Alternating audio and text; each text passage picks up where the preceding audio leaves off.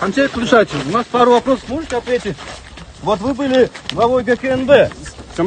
Вот такая группа лиц, вот Тито возили лимузин, такие лица были, да? Что вы можете сказать, как вы не заметили, что собралась такая группа лиц? Siz Çin'le birlikte güçmeden basmalı hareket yazadınız bile. Kamçıya Kıdırşayeviç. Birlikte güçmeden basmalı hareket yazadınız bile. Камчат Клушаевич, ответьте на вопросы. Камчат Клушаевич, ответьте на вопросы.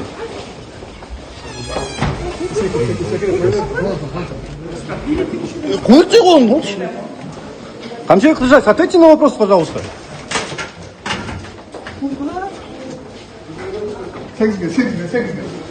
Ну, как вы видите, он отказывается отвечать на вопросы.